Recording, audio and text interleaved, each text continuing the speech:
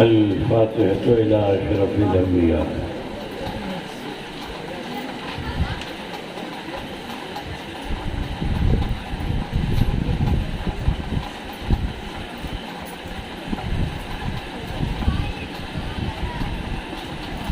سرورہ شاہا کریمہ دستگیر اشرفا حرمت روح پیمبر یک نظر کن سوء ماں لی خمسة نطفی بہا حر الوباء الحاتمہ المصطفى والمرتضى وابناهما والفاطمہ وصلی اللہ تعالی علی خیر خلقی ونور عرشی ومظہر لطفی محمد وآلہ واصحابہ اجمعین برحمتک یا ارحم الراحمین بحق لا الہ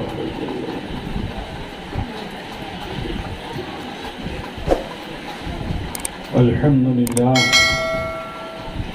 الحمد لله نحمده ونستعينه ونستغفره ونؤمن به ونتوكل عليه ونعوذ بالله من شرور أنفسنا ومن سيئات أعمالنا من يهده الله فلا مضل له ومن يضلله فلا هادي له ونشهد أن لا إله إلا الله وحده لا شريك له ونشهد أن سيدنا وطبيب قلوبنا وشفاء صدورنا محمدا المجتبى بالهدى ودين الحق والسلام. أما بعد أعوذ بالله من الشيطان الرجيم بسم الله الرحمن الرحيم. يا أيها الذين آمنوا اتقوا الله وكونوا مع الصادقين. صدق الله مولانا العظيم وبلغنا رسوله النبي الأمي الكريم ونحن على ذلك لمن الشاهدين والشاكرين والحمد لله رب العالمين. ذی وقار معزز علماء ملت اسلامیہ، شورائے اسلام، نقیب جلسہ، حضور اشرف الاولیاء اس عرس سراپا قدس میں شرکت فرمانے والے برادران اسلام، سماعت فرمانے والی خواتین اسلام، عزیز بچوں، نوجوان ساتھیوں،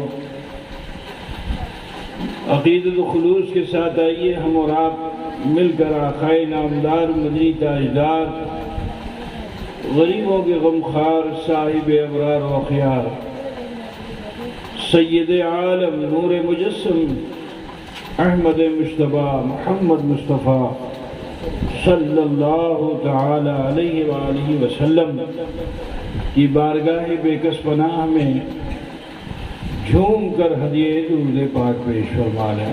اللہم صلی علی سیدنا و مولانا محمد بارک وسلم صلاۃ و سلام علیہ یا رسول اللہ. عزیزم اسد اقبال سلموں نے فرمائش کی تو اب نہ میرے پاس گلا ہے اور نہ اس کا کوئی گلا ہے.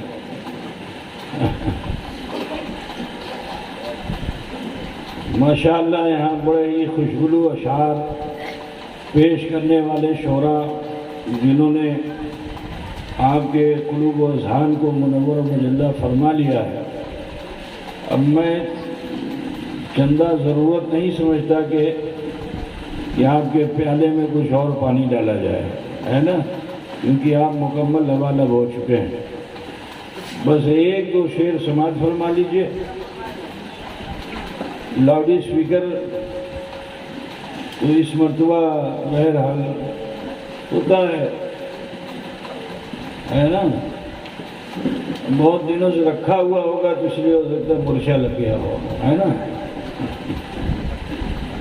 لاک ڈاؤن نے تو بہت سے کے مرچے چھوڑا دیے، ہے نا. اس کا بھی چھوٹ جائے گا انشاءاللہ۔ درود شریف پڑھنے اللہم صلی علی سیدنا مولانا محمد وبارک وسلم صلاۃ و سلام علیک یا رسول اللہ۔ بہت پہلے میں نے عشائی سے میرا اب تو شغف نہیں رہ گیا، لیکن ایک دور تھا کہ دلچسپی تھی، تو اس وقت کچھ اشعار کہے تھے، ذہن میں وہی آ رہے ہیں، تو چاہتا ہوں ایک دو شعر جو ہے آپ کے سامنے پیش کر دوں۔ گلے کا گلہ مت کیجیے گا، ہے نا، کیونکہ ابھی تو آپ نے بڑے بڑے سریلے لوگوں سے ان کے سر کو سن لیا ہے، تو اب پھٹا باز تو کہوں گا نہیں، میرا جو آواز ہے آواز پہ دھیان مت دیجیے، شعر سماعت فرمائی نا۔ بالیقین آج پہ قسمت کا ستارہ ہوگا، بالیقین آج پہ قسمت کا ستارہ ہوگا، جس گھڑی پیش نظر گنبد خضرا ہوگا، جس گھڑی پیش نظر گنبد خضرا ہوگا،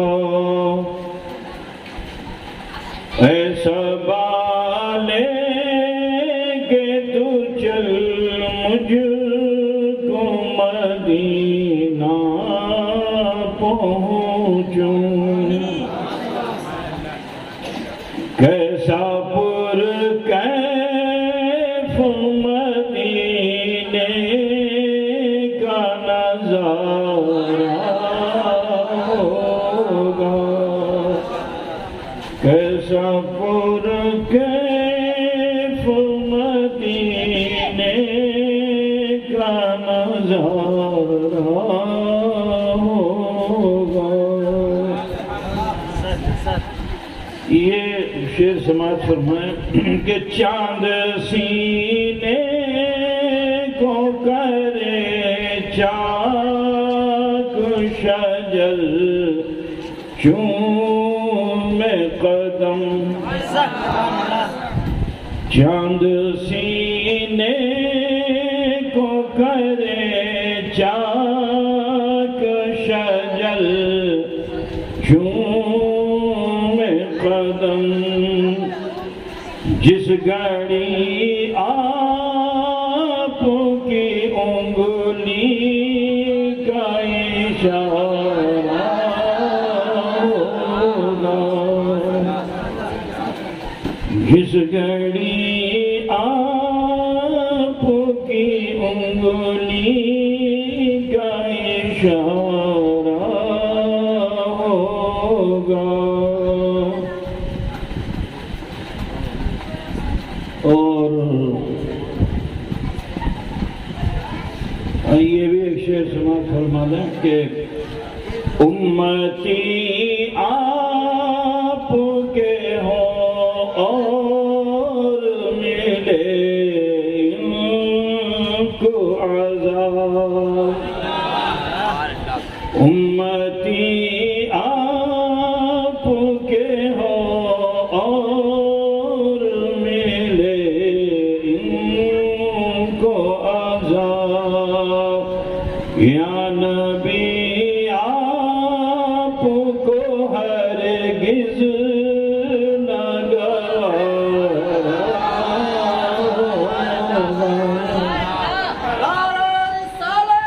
یا نبی آپ کو ہرگز نہ گوارا ہوگا، بالیقین آج پہ قسمت کا ستارہ ہوگا،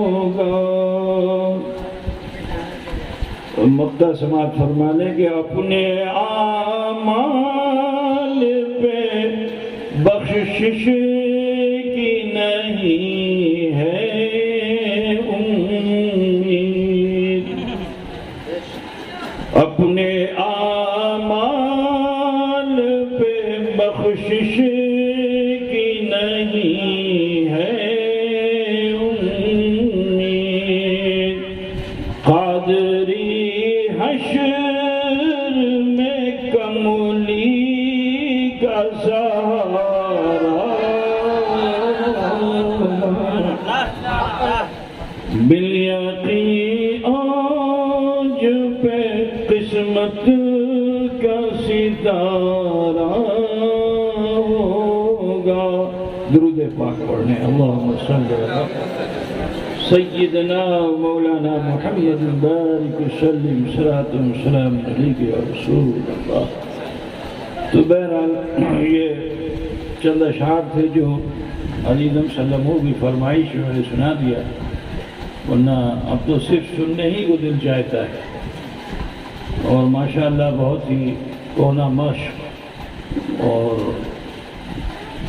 اچھے شعراء یہاں تشریف لائے، جنہوں نے آپ کے سامنے اپنی عقیدت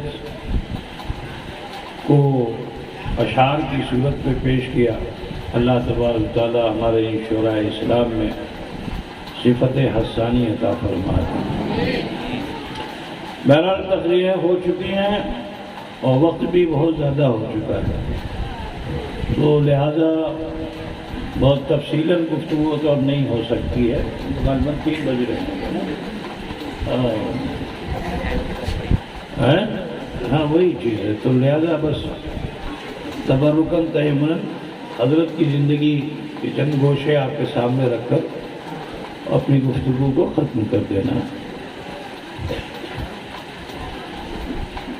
میں نے جس آیت کریمہ کی تلاوت کا شرف حاصل کیا، اللہ رب العزت ارشاد فرماتا ہے، یا ایھا الذین آمنوا اتقوا اللہ وکونوا مع الصادقین، اے ایمان والو اللہ سے ڈرو اور سچوں کے ساتھ ہو جاؤ۔ حضور اشرف الاولیاء جن کا آپ عرس منا رہے ہیں، یہ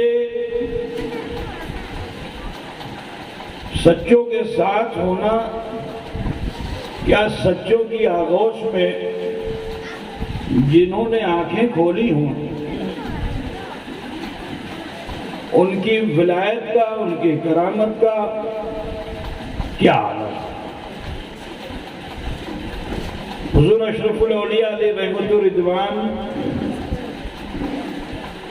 کی پیدائش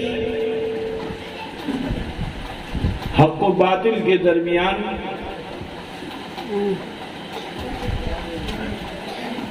ایک جنگ، جس جنگ کی کامیابی حق کو حاصل ہوئی، حضور اشرف الاولیاء ابو الفتح ہو گئے۔ ہمارے خاندان کا ایک اصول یہ ہے کہ جب بچہ پیدا ہوتا ہے تو اس کو اس کے ہاتھ میں قلم دیا جاتا ہے،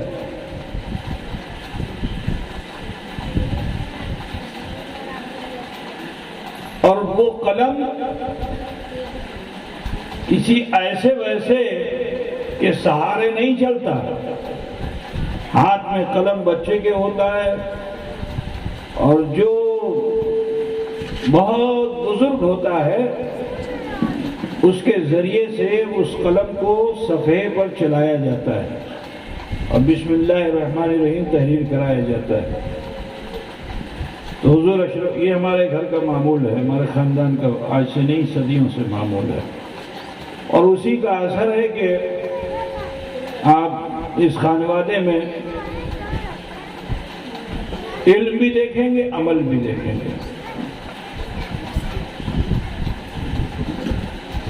تو اعلیٰ حضرت قطب ربانی ہم شبیہ غوث سمدانی سیدنا شاہ علی حسین اشرفی جیلانی رحمت اللہ تعالیٰ علیہ کی آغوش میں آپ آئے اور آپ نے اپنے ہاتھ میں حضرت کا ہاتھ لیا جس ہاتھ میں قلم تھا. بسم اللہ کرائی گئی. دوسری تہذیب ہمارے گھر کی یہ ہے کہ جب 4 سال 4 ماہ 4 دن کا بچہ ہوتا ہے تو حضور کے اس پہلے شق صدر کی نسبت حاصل کی جاتی ہے، کیونکہ سرور کائنات صلی اللہ علیہ وسلم کا شق صدر جو ہوا تھا تو وہ اس دن آپ کی عمر شریف جو تھی وہ 4 سال 4 ماہ 4 دن کی تھی. تو اس نسبت کو باقی رکھا جاتا ہے، ورنہ 4 سال میں بھی بسم اللہ کرائی جا سکتی، 3 سال میں بھی بسم اللہ کرائی جا سکتی. بچے آج کل تو 2.5 سال 2 سال میں بھی بڑے ہوش مند ہو جاتے ہیں، ہے نا؟ ہاں ہو جاتے ہیں صاحب. چھوٹے چھوٹے بچے ایسی سی باتیں کرنے لگتے ہیں کہ تعجب ہوتا ہے کہ جو باپ نے نہیں سوچا تھا وہ بیٹا سوچ رہا ہے، ابھی پیدا ہوا ہے. تو جیسے جیسے یہ الیکٹرانک میڈیا ترقی کرے گا اور سائنس کے ڈیولپمنٹس ہوں گے تو یہ اللہ تبارک تعالیٰ نے انسان کو یہ خوبی عطا فرمائی ہے کہ انسان مرعوب نہیں ہوگا بلکہ انسان سے سبھی مرعوب ہوں گے. تو اس کا اثر یہ ہے کہ ابھی موبائل مولانا افروز صاحب کا مجھے دے دیا جائے تو مجھے چلانے میں دقت ہوگی، لیکن کسی چھوٹے سے بچے کو دے دیا جائے تو وہ تھوڑی دیر میں اس کو کھول کھال کے اپنا کھیلنا شروع کر دے گا، ہے نا؟ معلوم کیا ہوا کہ انسان جہاں پہنچتا ہے اس سے آگے انسان کی عقل پہنچتی ہے. ٹھیک ہے نا؟ تو 4 سال 4 ماہ 4 دن کی یہ نسبت شق صدر سے ہے تاکہ سینہ کشادہ ہو. تعلیم شروع ہوئی، دروازے پہ مدرسہ اشرفیہ تھا. بڑے بڑے سید علماء، 1-2 کا نام میں آپ کو بتا دیتا ہوں. حضرت مولانا عبدالرشید صاحب جو رہنے والے فتح پور ہسوا کے تھے، لیکن جب مدرسہ اشرفیہ ٹرانسفر ہوا الجامعۃ الاشرفیہ کی صورت میں تو مولانا عبدالرشید صاحب تشریف لے گئے. کہاں؟ ناگپور. تو وہ مشہور ہوئے عبدالرشید ناگپوری سے. آپ نے نام سنا ہوگا، بہت بڑے عالم دین جنہوں نے وہابیہ کے جتنے بھی باطل فرقے تھے سب کو دندہ شکن جواب مرحمت فرمایا. حضور صلی اللہ فاضل کے بڑے چہیتے شاگرد تھے اور اعلیٰ حضرت اشرفی میاں کے بڑے ہی چہیتے مرید تھے.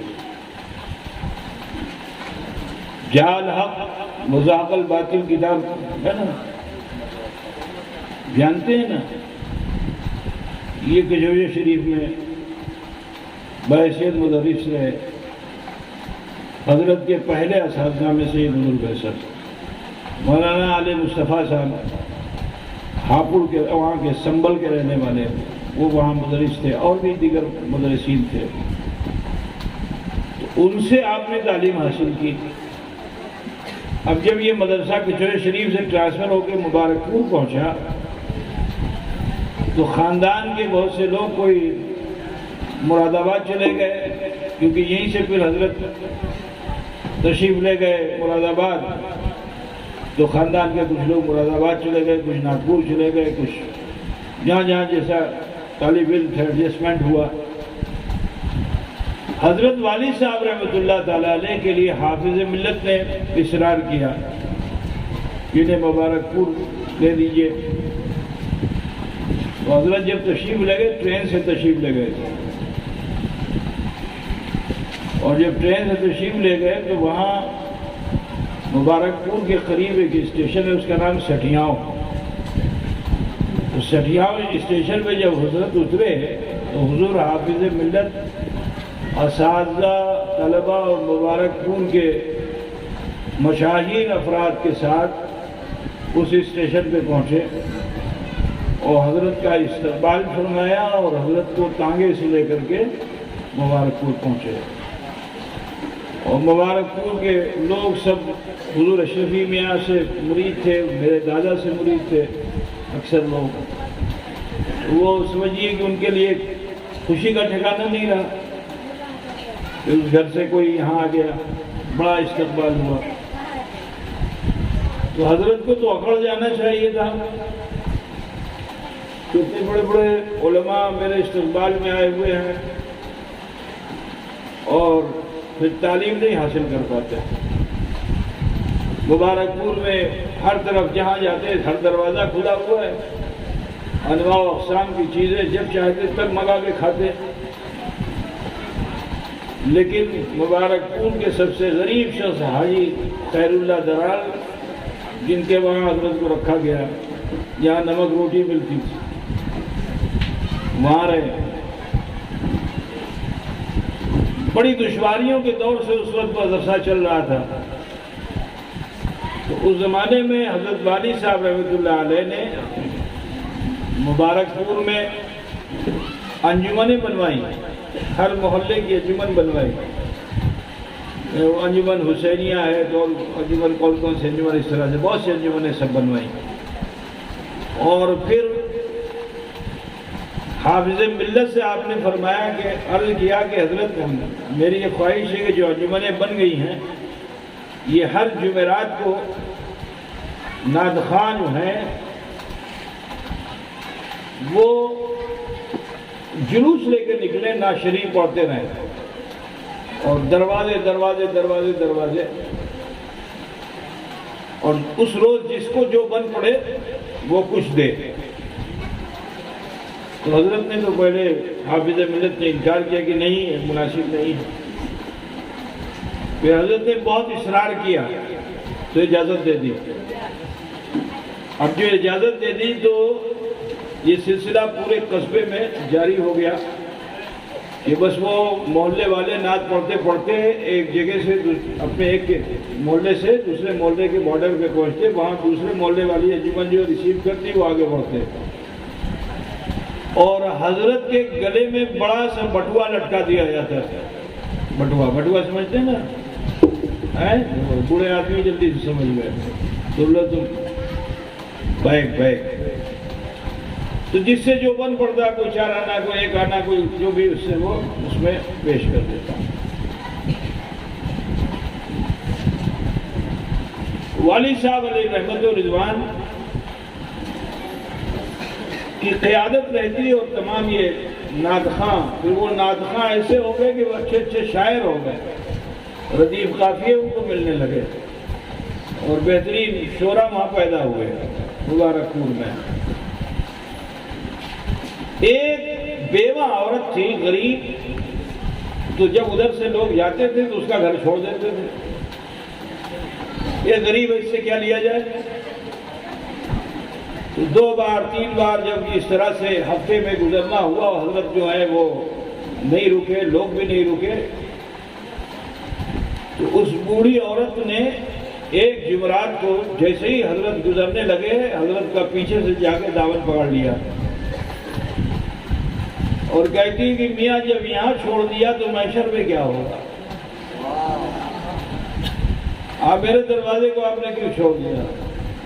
اور کچھ اس انداز سے کہا کہ حضرت کو جوش آ گیا، سب کو بلایا، پھر وہیں کھڑے ہو گئے، نعت شریف ہونے لگی اور بڑے ایک جوش و بلولے کی کیفیت۔ اب وہ بوڑھی عورت، اس کے پاس کچھ تھا بھی نہیں کہ کچھ دے سکے، تو یہ اس کی نیت دیکھیے کہ اسی وقت مرغی نے گھر میں آواز لگائی۔ اب جو گھر میں آواز، مرغی انڈا دیتی آواز لگاتی ہے نا، تو وہ بوڑھی عورت سمجھ گئی، اندر گئی تو مرغی نے انڈا دے رکھا تھا، اور اس انڈے کو لے کر وہ آئی بڑے جوش میں کہ اللہ نے میری لاج رکھ لی، میرے پاس تو کچھ نہیں تھا لیکن اللہ تعالیٰ نے میری لاج رکھ لی، حضور اس کو لے لیجئے۔ حضرت کو بھی بڑا جوش آیا، اس انڈے کو اپنے ہاتھ میں لیا اور اوپر اٹھایا۔ ابھی تو طالب علمی کا معاملہ ہے، جوان شباب کا یہ عالم ہے کہ ابھی تو جوانی کی دہلیز پہ قدم رکھا تھا، جس میں لوگ بہکتے ہیں، بہک جاتے ہیں، جہنم میں جانے کا راستہ ڈھونڈتے ہیں۔ اس دور میں کہ جب لوگ وسوسوں کی دنیا میں جاتے ہیں، اس حضور اشرف الاولیاء نے قوم کو یقین عطا فرمایا اور اپنے جد امجد جناب محمد رسول اللہ کی سنت پہ عمل فرما کر انڈے کو ہاتھ میں اٹھایا اور ارشاد فرمایا، کون ہے کہ جو اس کو لے کر جنت خرید لے؟ اتنا کہنا تھا کہ اب تو مقابلہ شروع ہو گیا، وہاں پہ کوئی کچھ دام لگا رہا ہے، کوئی کچھ دام لگا رہا ہے، لیکن جو مدرسہ اشرفیہ باغ فردوس کو جنہوں نے اپنا گھر دے دیا تھا، جس میں مدرسہ بنا ایجنٹی پہ، وہ ہر بار آگے بڑھتے تھے، ہر بار۔ مولانا اسرار الحسن صاحب وہاں پہ ہیں، ان کے والد ہر بار آگے بڑھتے ہیں، یہاں تک کہ سب خاموش ہو گئے۔ تو اس زمانے میں اس انڈے کو انہوں نے 11,000 میں خریدا تھا جی۔ اب سوچ لو اس زمانے میں وہ کتنا رہا ہوگا۔ ارے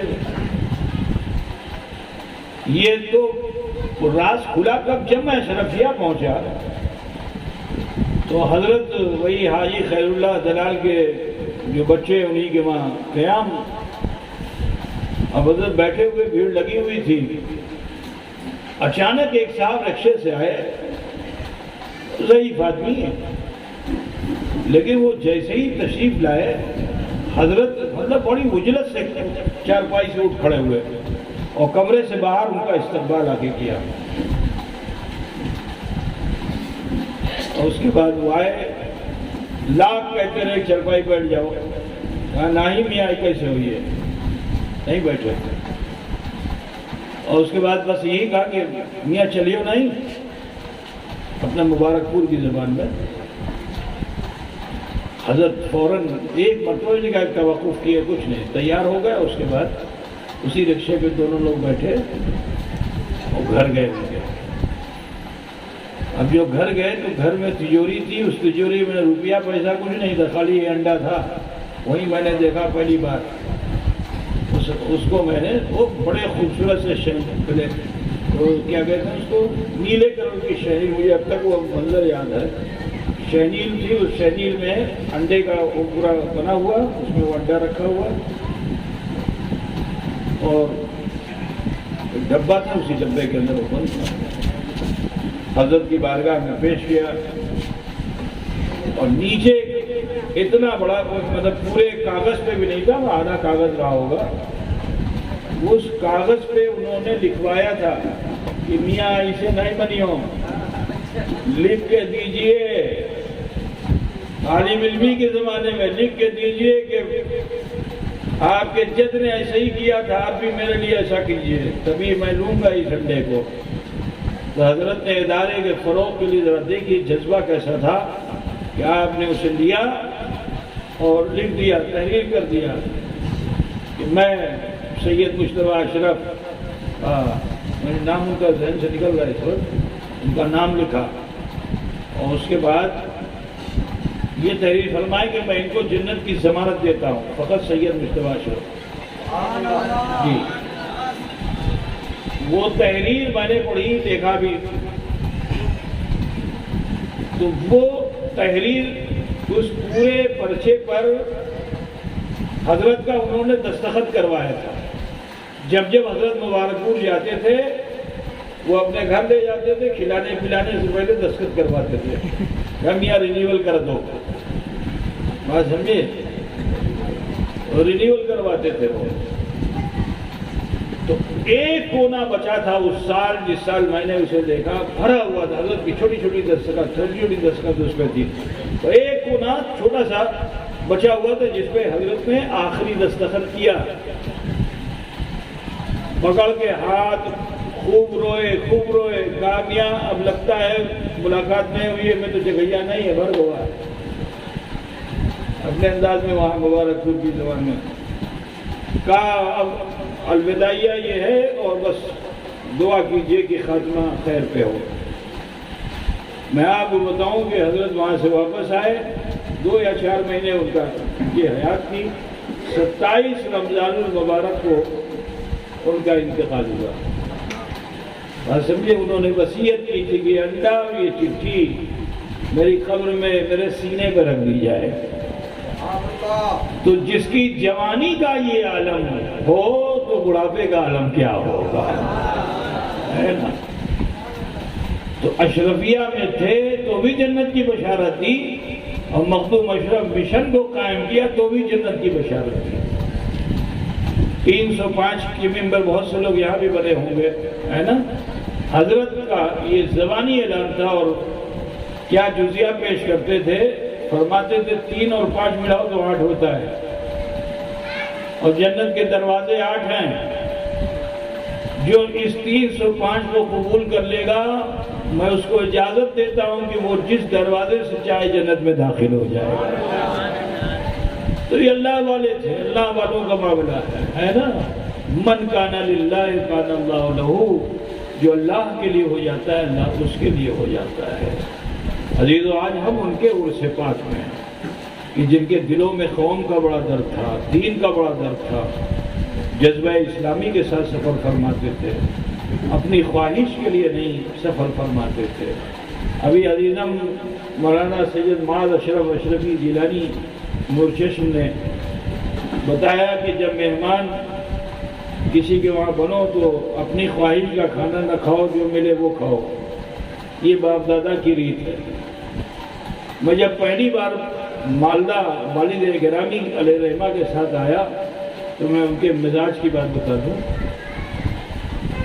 کہ گھر جب آپ پہنچتے تھے تو بیگن آنا بند ہو جاتا تھا، گھر کے سب لوگ بیگن کھاتے تھے، حضرت کو پسند نہیں تھا، چڑھتے بھی نہیں تھے، پسند نہیں تھا، حضرت جیسے ہی آئے گھر میں بیگن بند نہیں کھاتے۔ اب وہاں مالدہ میں محتی پور، چھوٹا محتی پور ہے، وہ حضرت کا پہلا مرید تھا، اس کے وہاں دعوت تھی، اور جب دسترخوان لگا تو سب سے پہلے وہ بیگن ہی لے کے آیا تھا۔ اگر لگتا ہے حضرت کھائیں گے نہیں، اس کو کھائیں گے نہیں، اور بالکل حضرت کے سامنے لا کے رکھ دیا۔ اور میں وہی تک رہا تھا کہ دیکھیں کیا کرتے ہیں حضرت۔ جانتے ہو ساری لذیذ غذائیں ایک طرف، حضرت نے بسم اللہ جو کیا تو کہاں سے؟ اسی بیگن سے کیا، کیونکہ یہ ایسے اللہ والے تھے کہ جو اپنے نفس کے لیے نہیں جیتے تھے، جی دین کی بڑی خدمت کی۔ وہ اس دور میں انہوں نے خدمت دین کی، مبلغ اگر وہ نہیں بنے ہوتے تو نہ جانے کیا ہوتا، ڈھونڈتے رہ جاتے سنیت کو۔ لیکن ان بزرگوں نے اپنی جان اور اپنی آن کا پاس نہیں کیا، انہوں نے دین مصطفیٰ صلی اللہ علیہ وسلم کے پرچم کو بلند کرنے کی کوشش کی۔ عزیزو، حضور اشرف الاولیاء علی رحمت و رضوان سن 1947 میں فارغ ہوئے تھے، اور 47 کے بعد کا حال کیا رہا وہ آپ جانتے ہیں، وہ لوگ جانتے ہیں جو ضعیف ہیں، بوڑھے ہیں، آپ کو تو نہیں معلوم، آپ ہسٹری پڑھو گے تو پتہ چلے گا کہ سن 1947 میں حالات کیا تھے۔ ایک دوسرے سے نفرتیں بڑھی ہوئی تھی، داڑھی دیکھ لی تو جان سے مارنے پہ تلاتے تھے، لیکن حضرت نے یہ منقسم ہندوستان جو ہوا تو آپ نے سفر کو چھوڑا نہیں، ہر طرف سفر فرمایا، تبلیغ دین کیا۔ ایک موقع پہ جانتے ہو، میں آپ کو بتاؤں، سہرسہ ضلع ہے جہاں مولانا طاہر صاحب کو تو آپ جانتے ہوں گے نا، اس علاقے میں سلسلہ اشرفیہ آج سے نہیں اس زمانے دراز سے، اور ان کے آباء و اجداد تو مخدوم اشرف سے وابستہ، جب مخدوم صاحب جونپور تشریف لے گئے، دونوں جونپور کے کہلاتے ہیں۔ اب صاحب یہ طے ہوا کہ ہم لوگوں کو پنڈوا شریف جانا ہے، مگر بیل گاڑی سے چلیں گے، اور جہاں شام ہو جائے گی وہاں رکیں گے، رات کو جنگل میں تو رکیں گے، آبادی میں ہو تو رکیں گے، اور وہیں میلہ شریف بھی کریں گے۔ تو اپنا کھانا پینا سیدھا سب لے کر کے 50-60 لوگ ساتھ میں ہو لیے۔ بہار میں ایک اسٹیشن پڑتا ہے، اس کا نام ہے جھوا، سنولی کے پاس میں۔ اب پتہ نہیں آپ لوگ سنولی جانتے کہ نہیں جانتے، ہے نا؟ بارسوئی کو جانتے ہوں گے نا؟ بارسوئی کٹیہار کے بیچ میں یہ جگہ پڑتی، جھوا اسٹیشن ہے۔ ہاں جو بھی ہو، نہیں سنا ہے تو آج تو سن ہی لیا نا۔ ہاں تو وہاں پہ کے قریب میں ایک گاؤں ہے شکرنا، کیا نام ہے؟ شکرنا۔ وہاں کے ایک مدرس ہمارے مدرسے میں پڑھاتے ہیں، اور ان کے باپ دادا جو تھے وہ سب غیر مقلد تھے، عالم بھی تھے۔ حضرت جب وہاں پہنچے، مسجد میں تشریف لے گئے، مغرب کا ٹائم ہو گیا، اچھی شاندار مسجد بنی ہوئی تھی، تشریف لے گئے۔ جب اندر گئے تو حضرت کو احساس ہوا کہ یہ لوگ اپنے نہیں ہیں، واپس آ گئے۔ لوگ سامنے سے دیکھتے ہیں تو پہچانتے ہیں، حضرت نے تو پیچھے سے پہچان لیا کہ اپنے نہیں ہیں، واپس آ گئے، اور مسجد کے سامنے روڈ پہ ہی مصلی بچھا کے اور نماز پڑھنی شروع کر دی۔ اب وہ لوگ جب نماز پڑھ کے باہر نکلے تو یہاں جماعت ہو رہی تھی۔ غرض کے نماز ہوئی، حضرت نے وظیفہ فرمایا۔ جب آپ فارغ ہوئے تو یہ سب مولوی حضرات جو تھے یہ آئے، انہوں نے کہا مولانا کیسے ہیں پیر صاحب؟ آپ نماز مسجد میں پڑھنی چاہیے نا، آپ نے مسجد میں نماز کیوں نہیں پڑھی؟ بڑا تیور بدل بدل کے بول رہے تھے۔ تو حضرت نے فرمایا کہ کہاں ہے مسجد؟ تو انہوں نے کہا آپ کو دیکھ نہیں رہے، اتنے اونچے اونچے میناریں گنبد ہے، وہ مسجد نظر نہیں آتی ہے؟ تو کہا بھائی دیکھیے میرے مذہب میں مسجد گنبد و مینار کا نام نہیں ہے۔ مناظر آدمی سے پھنسایا، کہا میرے مذہب میں گنبد و مینار کا نام مسجد نہیں ہے۔ کہا پھر کسے مسجد کہتے ہیں؟ کہا مسجد اسے کہتے ہیں کہ جس زمین کو کسی مومن یا مومنہ نے اللہ کے نام پر وقف کیا ہو، اور اس زمین پر با جماعت مومنین نے نماز ادا کی ہو، تو وہ جگہ مسجد ہوتی ہے۔ تو انہوں نے بڑے جوش میں کہا کہ کیا ہم مومن نہیں ہیں؟ کیا ہم مومن نہیں ہیں؟ دیکھیے اتنی بڑی بڑی داڑھی، لمبی لمبی داڑھی، کیا ہم مومن نہیں ہیں؟ تو حضرت یہی ان سے کہلوانا چاہتے تھے۔ حضرت نے فرمایا جو ٹھیک ہے تم مومن ہو تو اپنا ایمان ثابت کرو۔ تو فن مناظرہ میں یہ بڑی اہم بات ہے کہ اگر کوئی مناظر یہ کہہ دے کہ ایمان ثابت کرو تو سامنے والا ثابت کرنے میں اس کے فشار کو بڑھ جائیں گے۔ 3 شبانہ یوم وہاں حجت ہوتی رہی، آس پاس میں سے اپنے مریدین تھے اور جو اہل سنت والجماعت سے وابستہ لوگ تھے۔ جب خبر لگی کہ ایسا ہو رہا ہے تو وہاں پورا میلہ لگ گیا۔ 2 فرقے میں لوگ بٹے ہوئے ہیں، لاٹھی ڈنڈا لیے ہوئے ہیں، ان قریب جنگ ہونے والی ہے، حتیٰ کہ ایس پی بھی آ گیا۔ اس نے پوچھا، حضرت نے فرمایا جب تم آ گئے ہو تو ٹھیک ہے، مسئلے کا حل ہے، کرنا ہے تو آپ بیٹھ جاؤ، آپ ہی سن لو۔ چلو ٹھیک ہے، جو آپ کہہ دو مان لیں گے، لیکن آپ کے سامنے جو بات کی جائے گی وہ لکھی بھی جائے گی، خالی بولنے پہ نہیں ہوگا۔ تیاری ہو گئی کہ ٹھیک ہے کاغذ قلم لاؤ، اب شروع ہو گیا معاملہ، ادھر سے کچھ، ادھر سے کچھ، ادھر سے کچھ، ادھر سے کچھ۔ پھر اس نے کیا کیا کہ وہ مولوی اس نے عربی میں کلام کرنا شروع کر دیا۔ تو حضرت نے تجاہل عارفانہ سے کام لیا، اپنی گردن جھکاتے چلے گئے۔ وہ سمجھا کہ حضرت عربی جانتے نہیں ہیں۔ پھر والد صاحب علیہ رحمہ نے ایک عبارت اپنی طرف سے بنائی اور اس کے سامنے پیش کی اور کہا کہ ہے نا بخاری شریف میں؟ اب جو کہا ہے نا بخاری شریف میں، تو کہتا وہ بدیا لوگ تھے نا، کہتا اچھے، کہا تو عربی بول رہا تھا، وہ بنگلہ پہ آ گیا۔ سمجھ رہے؟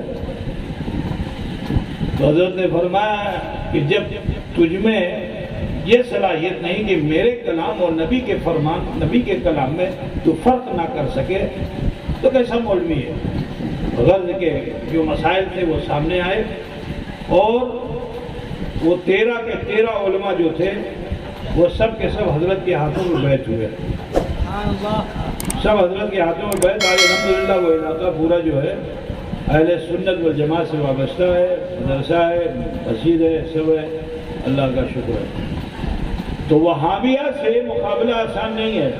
اور حضور اشرف الاولیاء علیہ رحمۃ الرضوان وہ تھے کہ غریب الوطن مسافر ہو کر بھی انہیں ڈر نہیں لگتا تھا، وہ چاہے باطل کی شکل میں ہو، چاہے مشرک کی شکل میں ہو، چاہے منافق کی شکل میں ہو، اگر باطل ہے تو اس سے مقابلہ کرنے میں حضرت ذرا سا بھی جھجک نہیں فرماتے تھے۔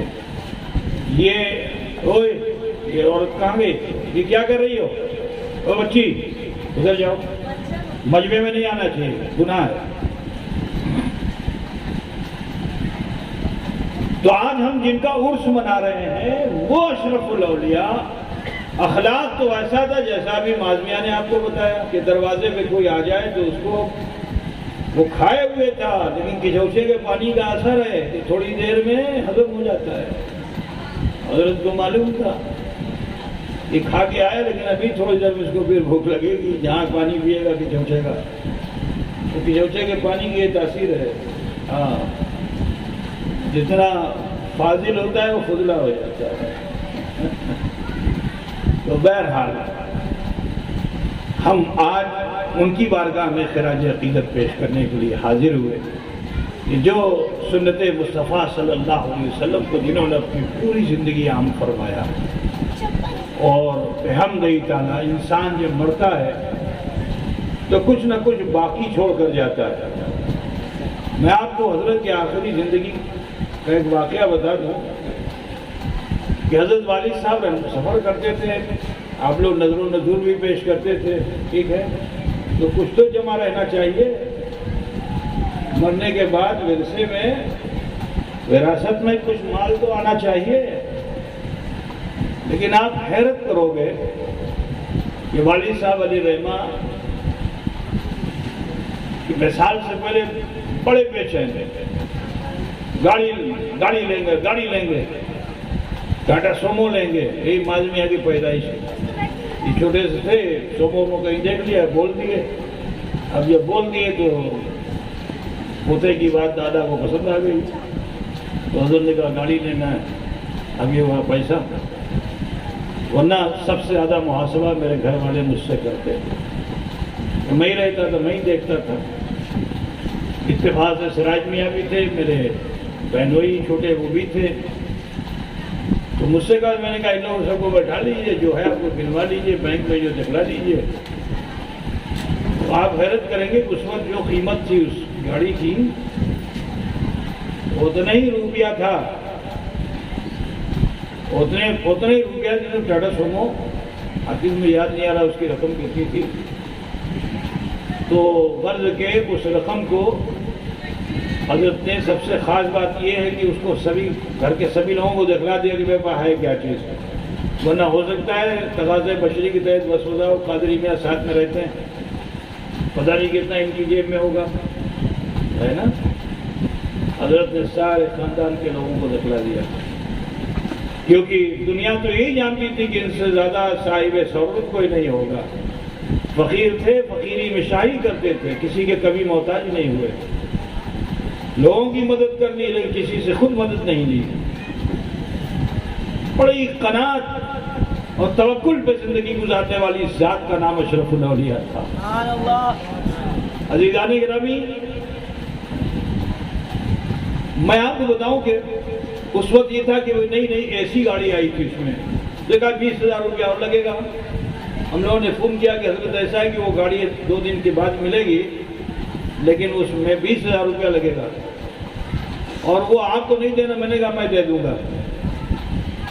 تو حضرت نے فرمایا جو گاڑی ابھی وہاں ہے اسی کو لے کے آؤ، مجھے ابھی بارگاہ اشرف میں جانا ہے، بارگاہ اشرف میں جانا ہے۔ حتیٰ کہ اسی گاڑی کو ہم لوگوں نے لیا۔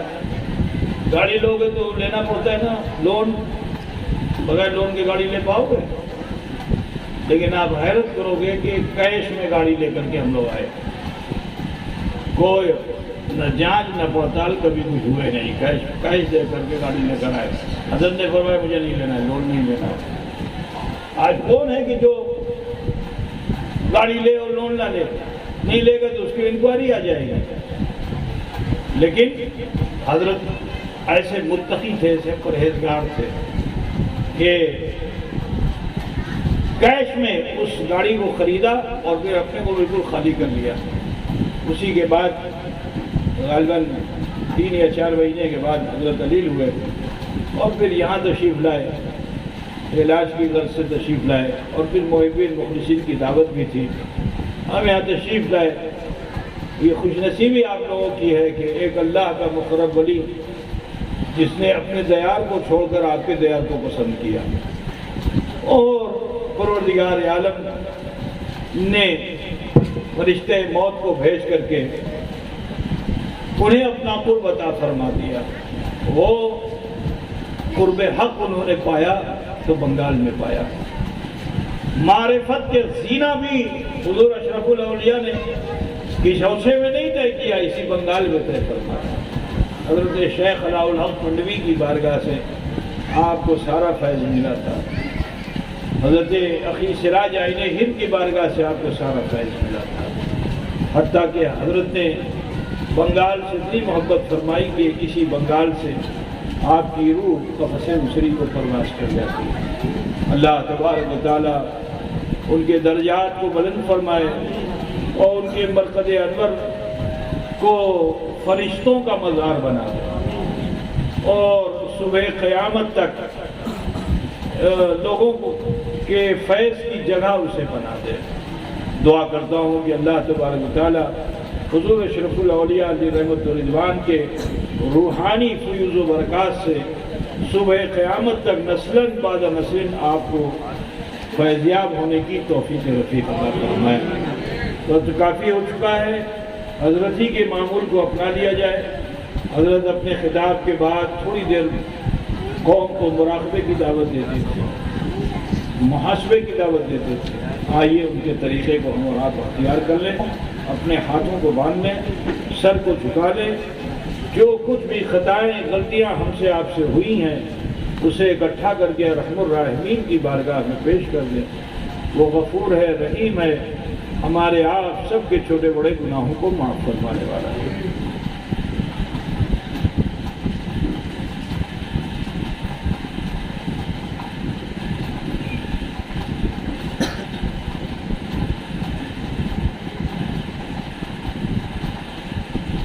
پڑھیے جیسے میں پڑھتا ہوں۔ بسم اللہ الرحمن الرحیم، لا الہ الا اللہ محمد رسول اللہ ہے، اللہ ہی معبود ہے، محمد رسول اللہ صلی اللہ علیہ وسلم اللہ کے سچے رسول ہیں۔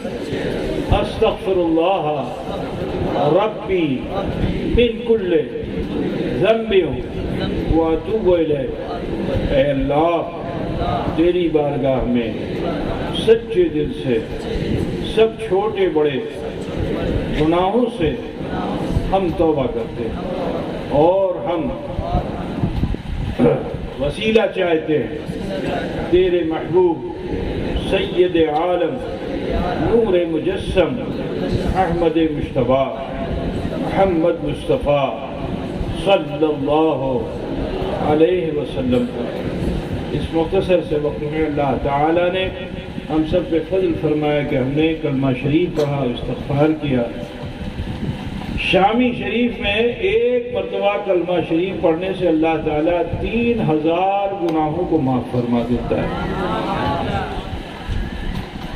یہ عزیز و ذاکر بنیے۔ آج دنیا کی طرف ہماری توجہ ہے اور ہم نیک عمل کی طرف آمادہ نہیں ہیں، تو آپ دیکھ رہے ہیں حالات کیا ہیں۔ آفات ناگہانی ایسی کہ کسی کو پتہ ہی نہیں چلتا ہے، ابھی ختم ہوا پھر لوٹ آیا۔ سمجھ گئے نا کیا لوٹ آیا ہے؟ کورونا۔ اس کا نام تو ہے پتہ نہیں انگریزی میں جاپانی میں ہے یا چائنیز ہے، اللہ بہتر جانتا ہے، لیکن اگر اس کو اردو زبان میں لکھا جائے تو کیا آئے گا؟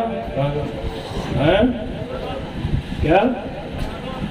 کرونا۔ دیکھو پیچھے بتا رہا ہے ہندوستان ہے نا، کرونا کیا؟ کرونا کا مطلب ہے کرونا وہ تو بنگلہ میں چلا گیا، وہ دیکھیے کرونا، وہ تو کرونا ہے، ہندی میں بھی ہے کرونا دیا، تو یہ دیا کر رہا ہے کرونا، بولو دیا کر رہا ہے؟ یہ تو دیا نہیں کر رہا ہے۔ اچھا کرونا میں سے خالی کاف کو نکال دو تب کیا بچے گا؟ پوری دنیا میں سوائے رونے کے اور کچھ نہیں ہے نا۔ اے مسلمانوں، آپ سب سے کہنا ہے، یہ عذاب تو میں نہیں کہوں گا، ہاں آزمائش ضرور ہے، اس کو میں عذاب نہیں کہوں گا، یہ آزمائش ہے۔ تو اس آزمائش کے موقع پر آپ سب سے کہنا ہے کہ اپنی اصلاح کیجیے۔ یہ مت سمجھیے کہ ویکسین لگ جائے گا، 1 لگے گا، 2 لگے گا، تیسرا بھی لگے گا، ہے نا، اور ختم ہو جائے گا۔ یہ سلسلہ جاری رہے گا، یہ سلسلہ جاری رہے گا کب تک؟ جب تک ہم میں سدھار نہیں آئے گا۔ تو ضرورت ہے کہ جلدی سدھر جائیے، تاکہ 2 ہی انجیکشن ویکسین کا آپ کو لگے اور آپ ٹھیک ہو جائے، اور ورنہ تیسرے کا انتظار کیجیے۔ حکومت نے کہہ دیا کہ تیسرا بھی لگے گا، میں سمجھے نا۔ تو ویکسین تو لگوا لینا چاہیے، حفظ متقدم کے لیے بری چیز نہیں ہے، جان کا بچانا فرض ہے، ٹھیک ہے نا۔ یہ جوش میں مت رہیے ہم تو مسلمان ہیں، ہمیں کچھ ہونے والا نہیں ہے۔ جب آزمائش میں بندہ مبتلا ہوتا ہے نا، تو پھر یہ آزمائش کے وقت میں حالت سب کی برابر ہو جاتی ہے۔ تو لہذا آپ سب سے کہنا ہے کہ احتیاطی اقدامات ضرور اپنائیے، یہ ضروری چیز ہے، ٹھیک ہے نا۔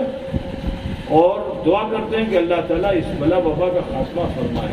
اس نے صرف جانی نقصان نہیں پہنچایا، یہ ہر لحاظ سے اس سے نقصان ہو رہا ہے۔ ایک کورونا آ گیا، معلوم آپ دیکھو لاک ڈاؤن ہو گیا، اب دکان نہیں کھول سکتے ہو، سلائی نہیں کر سکتے ہو، پڑھائی نہیں کر سکتے ہو، اپنے کوئی کام نہیں کر سکتے ہو، ٹھیک ہے، گھر میں مقید ہو گئے ہو، دوسری جا نہیں سکتے ہو۔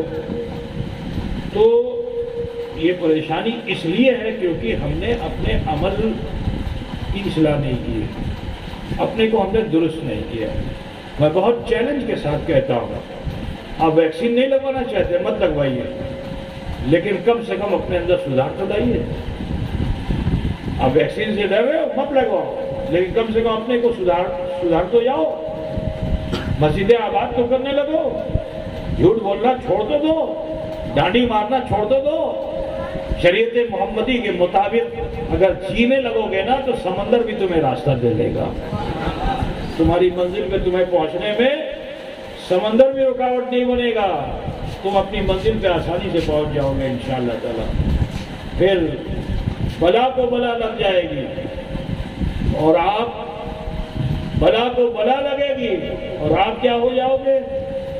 عارف باللہ ہو جاؤ گے۔ آپ سمجھ رہے ہیں نا؟